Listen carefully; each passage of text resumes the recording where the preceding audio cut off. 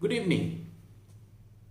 मास consumption, mass production, modernisation, इसके साथ ही हमारा यूथ फंस गया इसमें। आज देखिए, हमारे यूथ में एक जनरलाइज्ड कंफ्यूजन है, एक लेवल ऑफ अनसेटिस्फैक्शन है। वो सेटिस्फाइड नहीं है, वो कंफ्यूज्ड है अपने सेटिस्फैक्शन को लेकर, जो भी कुछ कर रहा है उसमें। Regarding his satisfaction in what ever he is doing, he is a bit confused. कई बार ये कंफ्यूजन जब बहुत बढ़ जाता है तो हमारा यूथ डिस्ट्रेस में आ जाता है, वो बहुत ही तनाव में आ जाता है। उसको समझ नहीं आता कि मैं क्या करूं। इस समझ नहीं आने के पीछे कारण है कि उसको ऐसा लगता तो है कि मैं सेटिस्फाइड नहीं हूं, लेकिन उसको क्यों सेटिस्फाइड नहीं हूं, उसकी सेटिस्फैक्शन न होने का लोकस कहां है, उसकी अपनी शिकायत का लोकस, उसकी क्या वो लोकस कहां है उस प्रॉब्लम का, वो ढूंढ नहीं पाता है, वो कंफ्यूज्ड हो जाता है। इसलिए मैं कहता हूं there is a confused satisfaction and our youth is living in a confused state of satisfaction, जहां उसको पता ही नहीं चलता है कि वो सेटिस्फाइड है भी कि नहीं। अगर नहीं है तो किस लेवल पे सेटिस्फाइड नहीं है। बस उसको कई बार और अक्सर ऐसा लगता है, नहीं मुझे ये नहीं चाहिए, ये नहीं चाहिए, आई एम नॉट सेटिस्फाइड, और मुझे कुछ और चाहिए। एक छोटे बच्चे की तरह जो खिलौने की बहुत बड़ी दुकान में जाके कंफ्यूज हो जाता, नहीं ये चाहिए, ये नहीं है, नहीं बस क्या चाहिए कुछ मालूम नहीं। लेकिन एक यूथ के लिए जो अभी 28, 30, 32 साल का यूथ है, जिसकी अब शादी हो गई, एक बच्चा भी है, उसके लिए ये स्टेट ऑफ माइंड अच्छा नहीं है, क्योंकि उसको एक हेल्दी लाइफ आगे भी जीनी है। देखिए क्या होता है, जब भी एक हमको कोई मुंह में मान लो पेन है, और उस पेन के लिए हमको ऐसा लगता है जैसे हमारे पूरे मुंह में ही पेन है, अनटिल एंड अनलेस कि हम किसी डॉक्टर के पास जाते हैं और वो स्प्लिट करता है पेन की पॉसिबिलिटीज को, एलिमिनेट करता है, यहाँ नहीं, यहाँ नहीं, यहाँ नहीं, लास्ट में वो एक पॉइंट ढूंढ के निकाल देता है। हमको कहता है देखो यहाँ दर्द है, हम बोलते हैं हाँ हाँ यही है, यही है। एक्चुअली जो रूट है पेन का वो यही है, और बाकी सारी जगह यहीं से पेन रेडिएट हो रहा है, और बाकी जो हम पेन को फील करते हैं वो रेफरल पेन है। इतनी बुद्धि तब हमको आ जाती है वंस एक बार डॉक्टर ने वो पॉइंट हमको दिखा दिया, देखो तो यहां दर्द है क्या, एंड उसके बाद सारा कुछ मामला हमको क्लियर हो जाता है। वैसे ही क्या है कि आज जब हमारा यूथ सेटिस्फाइड नहीं हो पा रहा है, तो हमको सेटिस्फैक्शन इटसेल्फ, जो कंफ्यूज्ड सेटिस्फैक्शन है, सेटिस्फैक्शन के लिए उसकी जो नेगेटिव धारणा है, उस नेगेटिव धारणा को, लैक ऑफ सेटिस्फैक्शन को हमको उसकी केमिस्ट्री को स्प्लिट करना होगा। उसकी केमिस्ट्री को हमको तोड़ के देखना होगा कि आखिर में इस डिससेटिस्फैक्शन में, या लैक ऑफ सेटिस्फैक्शन में, या कंफ्यूज्ड सेटिस्फैक्शन में एलिमेंट्स क्या क्या हैं। कंफ्यूज तो वो है, डिस्ट्रेस में है, परेशानी में है, वो गुस्से में भी है, वो नाराजगी में भी है, लेकिन उसको पता नहीं चल रहा है क्योंकि सारा कुछ कंफ्यूज्ड है, पूरे मुंह में ही दर्द है। इसी गरज से इस टॉपिक को मैंने फ्रेम किया है, और इसी गरज से मैंने एक छोटी सी टेक्निक निकाली, जहां हम जो नेगेटिव अप्रोच टूवर्ड्स हमारी सेटिस्फैक्शन है, या हमारा कंफ्यूज्ड स्टेट ऑफ सेटिस्फैक्शन है, हम उसको आज तोड़ने की कोशिश करेंगे, स्प्लिट करने की कोशिश करेंगे, ताकि हम अपने लैक ऑफ सेटिस्फैक्शन को, हम नेगेटिव अप्रोच हमारा जो सेटिस्फैक्शन के लिए है, हम उसको ऑब्जेक्टिवली देख सकें, समझ सकें। इसके लिए मैंने लैक ऑफ सेटिस्फैक्शन या कंफ्यूज्ड सेटिस्फैक्शन को दो भागों में बांट दिया है। एक भाग है अनसेटिस्फाइड, दूसरा है डिससेटिस्फाइड। हम कहते हैं आई एम अनसेटिस्फाइड, एक दूसरे केस में हम कहते हैं आई एम डिससेटिस्फाइड। अक्सर हमको लगेगा कि बात तो एक ही है, शब्द थोड़ा इधर उधर है, लेकिन मतलब तो दोनों का एक ही है। हाँ, हम रोजमर्रा की जिंदगी में हम उसको एक जैसा ही यूज करते हैं, लेकिन आज के संदर्भ में हमको उसको जरा अलग अलग समझना होगा, ताकि हम चीजों को समझ सकें। जब हम कहते हैं अनसेटिस्फाइड, मैं अनसेटिस्फाइड हूं, इसका मतलब ये हुआ यहां जरा फिजिकल चीज आ गई, ग्रॉस चीज आ गई। लाइक मैं एक रेस्टोरेंट में जाता हूं, वहां रेस्टोरेंट का खाना बहुत ही अच्छा है, लेकिन वहां प्रॉब्लम यह है कि वो क्वांटिटी थोड़ी देता है, तो मेरा पेट नहीं भरता, एंड मैं कहता हूं I am not satisfied, I am unsatisfied. खाना quality is good, feeling wise वहां ठीक है, एम्बियंस बढ़िया है एंड एवरीथिंग। खाली फिजिकली, अब ये फिजिकल एस्पेक्ट हो गया ना कि जो मेरे को क्वांटिटी है वो पूरी नहीं पड़ती, आई एम अनसेटिस्फाइड। वहीं एक मैं दूसरे रेस्टोरेंट में जाता हूं जहां वो क्वांटिटी तो मेरे को खूब देता, लेकिन वो जो टेस्ट है, उसका प्रिपरेशन है, वो बड़ा वाहियात होता है, उसका एम्बियंस अच्छा नहीं होता, लोगों का व्यवहार भी वहां अच्छा नहीं होता। वहां क्या बोलूंगा, no I am dissatisfied, I am dissatisfied. वहां अनसेटिस्फाइड बात नहीं है, वहां जरा सा साइकोलॉजिकल एस्पेक्ट आ गया, यहां जरा सा फिजिकल एस्पेक्ट आ गया, वहां फीलिंग के लेवल पे आ गया, वहां अंदर की फीलिंग के लेवल पे कुछ है जहां हम डिससेटिस्फाइड हो जाते हैं। दोनों में फर्क है ना।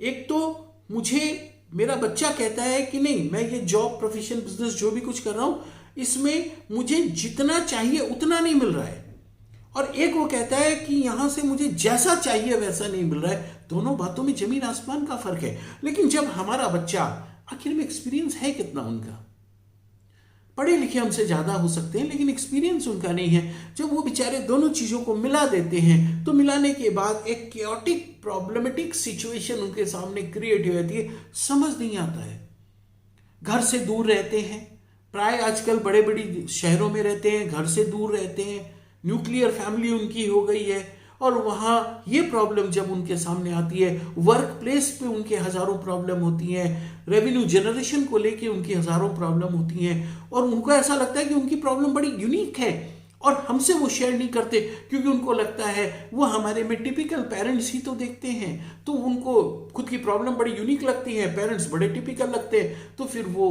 कॉम्बिनेशन ये नहीं होता, वो हमसे भी शेयर नहीं करते, खुद में घुटते रहते हैं। उन बच्चों के लिए आज ये वीडियो है कि जब प्रॉब्लम आती है, जब आप कंफ्यूज होते हो, जब आप अपनी हैप्पीनेस, अपनी सेटिस्फैक्शन को लेके कंफ्यूज होते हो, please go and sit and see कि यहां आप अनसेटिस्फाइड हैं कि आप डिससेटिस्फाइड हैं। अगर आप अनसेटिस्फाइड है, इसका मतलब है आपको कंपनी से प्रॉब्लम नहीं, जॉब, प्रोफेशन, बिजनेस से प्रॉब्लम नहीं है, उस जगह से प्रॉब्लम नहीं है, आपको प्रॉब्लम है वहां से जो रिटर्न आ रहा है, जो रेवेन्यू जनरेट हो रहा है, जो सैलरी जनरेट हो रही, आपको उसकी क्वांटिटी से प्रॉब्लम है।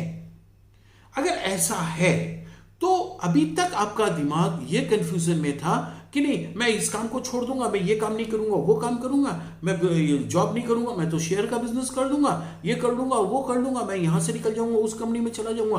अब आपको ये पता चलेगा कि यहां से शिफ्ट करने का मादा ही नहीं है, मुद्दा ही नहीं वो कि हम यहां से शिफ्ट करें। हमारा मुद्दा है कि ये जगह सही है, ये सब कुछ ठीक है, एनवायरमेंट सब अच्छा है, वर्क प्लेस बढ़िया है, एथिक्स अच्छी है लोगों में, तो हमको खाली रेवेन्यू को जनरेट करना है, हमको जितना चाहिए उतना पूरा नहीं पड़ रहा है। तो अब हम क्या करेंगे, अब हमारा फोकस कंसंट्रेटेड फोकस हो गया, हमारा फोकस सॉल्यूशन ओरिएंटेड हो जाएगा, और हम ये देखेंगे कि हम रेवेन्यू को कैसे जनरेट करें, हम क्या अपने में चेंज करें, क्या अपने एनवायरनमेंट, अपने सिस्टम में, काम करने के सिस्टम में हम चेंज करें, ताकि हम रेवेन्यू को ज्यादा जनरेट कर सकें। लोग हमारी तरह कैसे करते हैं, हम उसको देख के कैसे चेंज लाएं। Everything has got to do with change. अगर आप चेंज करेंगे, अगर आप उसमें और इंप्रूवमेंट करेंगे तो रेवेन्यू जनरेशन बढ़ेगा, और इसमें लेकिन टाइम लगेगा, and you can well understand कि इसमें कितना टाइम लगने वाला है। आपको पता है कि नहीं, मेरे को ये नया स्किल सीखना है, मेरे को यहाँ कंप्यूटराइजेशन करना है, ये करना है, वो करना है, and it will take suppose से 1.5 ईयर और 2 years टाइम। अभी जब आपने अपने आप को 2 साल अलॉट दे दिए, अपने आप को इससे कह दिया कि वो मेरी प्रॉब्लम के कारण, मेरे सिस्टम में ऐसा नहीं है, इसके कारण मेरा रेवेन्यू जो है वो फॉल कर रहा है, अब कैओस की कोई चांस है क्या, अब एंजाइटी की कोई चांस है क्या? अभी एंजाइटी करने से नहीं होगा, अभी तो काम करने का बात है। एंड यू नो 2 साल, आपको पता है ये 2 साल लगेगा। अब आप अगर 2 साल वो काम को करेंगे, अपने आप को अपलिफ्ट करेंगे। सर, अगर आप 2 साल तक अनसेटिस्फाइड स्टेट में रहेंगे, अनसेटिस्फैक्शन को भोगेंगे, तो आप भोगेंगे तो उसको जरूर, लेकिन with a satisfied state of mind कि काम हो रहा है, न्यू खोदी गई है, बिल्डिंग बन रही है, इट विल टेक टाइम। उसके बाद यदि हमको कहीं भी एक टूटे फूटे घर में भी रहना पड़े जहां पानी टपकता है, तो हमको दुख नहीं होगा, बिकॉज ये जो दुख है, this is a part and partial, this is a part and partial of the main process. Clear? Second में आए, सेकंड है डिससेटिस्फैक्शन। ये थोड़ा सा बारीक है, देखिए आजकल हम सब लोग बहुत सेंसिटिव हो गए हैं। अब हमको जॉब सेटिस्फेक्शन भी चाहिए, हमको सिर्फ पैसे से नहीं होता है। हमको पता है ये जिंदगी अब छोटी है, लिमिटेड, हमारे बच्चे और भी ज्यादा सेंसिटिव हो गए, उनको क्वालिटी लाइफ चाहिए, उनको क्वालिटी टाइम चाहिए। हम तो ये सब जानते ही नहीं थे। तो बच्चे कई बार डिससेटिस्फाइड हो जाते हैं अपने वर्क प्लेस से। कई बार ऐसे कामों में हमारे बच्चे रहते हैं जिन कामों को करने के लिए जिस तरीके का उनको बनना पड़ता है, उस काम को अंजाम देने के लिए वो बनना उनको रास नहीं आता, उनके नेचर के खिलाफ हो जाता है। वो उनकी अंदर से उनकी आत्मा को घुटन देता है, उनका जी घुटता है उस काम को करने में, और वो वहां नहीं रहना चाहते। Revenue is okay, physical side is okay, यहाँ जो साइकोलॉजिकल पार्ट है, जो मेंटल इमोशनल पार्ट है, वो डिस्टर्ब है। अब अगर ऐसा है तो मैं कहूंगा ये कंसर्न का विषय है, लेकिन इसमें भी दो बात है। अब दो काम यहां से निकल के आ रहे हैं। ये जो डिससेटिस्फैक्शन वाला काम हम कर रहे हैं, उसमें से दो पॉजिटिव चीजें निकल के बाहर आ रही है। अभी करना क्या है? करना यह है कि हमको यहां से निकलना है। घुटन में रहने की मैं तो कभी भी सजेशन किसी को नहीं दूंगा कि नहीं, आप तिल तिल मत मरो, कम खा लो, कोई दिक्कत नहीं, लेकिन अंदर से मत घुटो, अपने परिवार को मत घुटाओ, क्योंकि जीवन बहुत छोटी सी जीवन है, लिमिटेड टाइम का जीवन है, इसको एंजॉय कर लो। फर्क नहीं पड़ता, कोई फर्क नहीं पड़ता ये ब्रांडेड है टी शर्ट नहीं है, कोई फर्क नहीं पड़ता। अगर अंदर से करेज है, अगर अंदर से आपके स्ट्रेंथ है, अगर अंदर मसाला है, तो ये दुनिया एक दिन कबूल कर लेगी आपको। ब्रांडेड से फर्क नहीं पड़ता, हाँ, लेकिन घुटो मत। तो अभी क्या होएगा कि जब आप ऐसा रिकॉग्नाइज कर लोगे कि अच्छा मेरे को यहां से निकलना है, मेरे को इस माहौल में नहीं रहना है, पैसा is all right, revenue generation is all right, लेकिन मुझे यहां से स्विच करना है। ठंडे दिमाग से आप सोचिए, आपको एक प्लान बनाना पड़ेगा। आपको एक छोटा सा मीडियम टर्म या not long term, medium term एक प्लान बनाना पड़ेगा कि मैं यहां से निकल के जाऊंगा कहां। यहां आज मैं कर रहा हूं तो मेरे पास ये स्किल्स है, मेरे पास ये कैलिबर है जिनके कारण मैं यहां हूं। अब मैं जहां शिफ्ट करना चाहता हूं, जो ब्लूप्रिंट मैंने अपने दिमाग में बनाया, जो इमेज मैंने अपने दिमाग में बनाई, वहां जाके वहां फिट होने के लिए मुझे क्या क्या कैलिबर चाहिए, मुझे क्या क्या गुण अपने में चाहिए, क्या क्या नई स्किल्स मुझे सीखनी होंगी, जो नहीं सीख के यहां तो मैं काम चला रहा था धक्का मार तरीके से, लेकिन अब नहीं चलेगा, क्योंकि अब मैं ग्रो करना चाहता हूं, अब मैं ग्रूम करना चाहता हूं। तो मैं सेल्फ ग्रूम कैसे करूं, अपनी बॉडी लैंग्वेज, अपने कॉन्फिडेंस को मैं कैसे ठीक करूं, अपनी भाषा को कैसे ठीक करूं, मैं नए स्किल्स कैसे सीखूं, अगर सॉफ्टवेयर में मैं कमजोर हूं तो मैं उसको ठीक कैसे करूं, और मुझे आगे कहां स्विच करना है। यहां से तो हम खुद पढ़ेंगे, लेकिन हमको पता तो होना चाहिए कि नीचे कितना फुट नीचे लैंड करना है। अगर वो पता नहीं है तो फिर हम जाएंगे कहां। जब आप हफ्ते 10 दिन लगा दीजिए आज के बाद, इसमें हफ्ते 10 दिन 15 दिन इसी काम में खपाइए। खपाने के बाद अपना एक ब्लूप्रिंट, हेल्दी स्वस्थ ब्लूप्रिंट बनाइए। अब क्या होगा, फिर वही होगा कि कल से अब दो काम होंगे। कल से आपको एक्शन में आना पड़ेगा। आपको अपना जॉब, बिजनेस, प्रोफेशन जो भी आप करते हैं, उसके बाद आपको समय निकाल के सेल्फ ग्रूम करना होगा, सेल्फ को डेवलप करना होगा, नई स्किल्स सीखनी पड़ेंगी। ठीक है, आपको डेवलप करना होगा, नया पढ़ना पड़ेगा, हो सकता है बच्चों की तरह बैठ के। आप कल से लगिए उस काम में। First you make the blueprint, take 15 days time, and 16वें दिन से उस काम पे फिर लगिए। और तब यहां से ये जो काम है जहां से आपको डिससेटिस्फैक्शन आ रहा था, अब टेम्परेरीली अब वो डिससेटिस्फैक्शन आपको सेटिस्फैक्शन देने वाला है। पूछिए कैसा ही। पहला तो अब आपके अंदर एक एक्साइटमेंट है कि हाउ इस काम के डिससेटिस्फैक्शन जनरेट करने के कारण अब मैं ग्रो करूंगा, जिसका प्रोसेस मैंने शुरू कर दिया है। मैंने यहाँ एनरोलमेंट कर लिया, ऑनलाइन यहाँ एनरोलमेंट कर लिया, मैं ये कर रहा हूँ, वो कर रहा हूँ, मैं अपनी टाइमिंग्स को ठीक कर रहा हूँ, मैं सारी चीजों में ग्रो कर रहा हूँ, मैं अपने आप को ग्रूम कर रहा हूँ। So this is a very big excitement. जब लाइफ में हम ऐसा कुछ करते हैं और ऑल राउंड डेवलपमेंट के लिए जब करते हैं, तो ये तो बहुत बड़ा अचीवमेंट है। तो एक तो इसका एक्साइटमेंट है। दूसरा, इस प्रोसेस में आपने ये तय किया कि मुझे 2 साल या 2.5 साल समय लगेगा।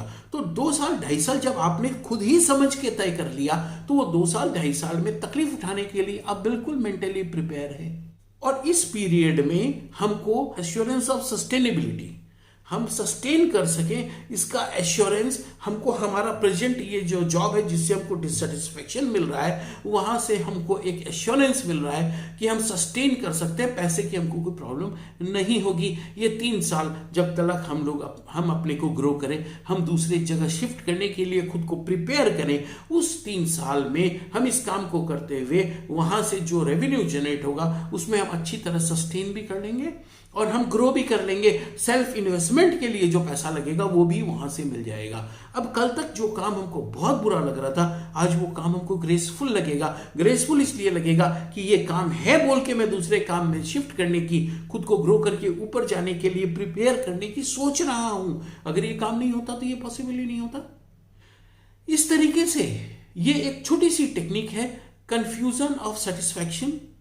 कंफ्यूजन ऑफ सेटिस्फैक्शन की अगर हम सेटिस्फाइड नहीं हैं तो क्यों नहीं है, लैक ऑफ सेटिस्फैक्शन का कारण क्या है, वो फिजिकल है, वो मेंटल है, और अगर है तो उसको अच्छी तरह से हम स्प्लिट करके अगर देखें, उसको एक एक टुकड़ा टुकड़ा उसको तोड़ के देखें तो पेन के रूट पे हम पहुंच जाएंगे, जहां से पेन जनरेट हो रहा है और पूरे मुंह में रेडिएट हो रहा है, और बाकी जितना भी पेन इधर उधर हो रहा है वो पेन नहीं है, वो रेफरल पेन है। यहीं इस पॉइंट को जहां ही वो रूट कैनाल किया और उसको फीलिंग करी, सारा पेन अपने आप चला जाता है।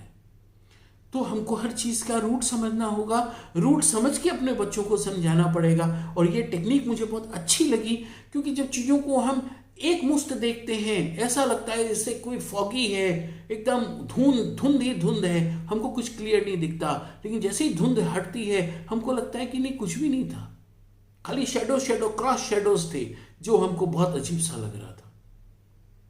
आई होप कि ये वीडियो आपको पसंद आएगा। Thank you.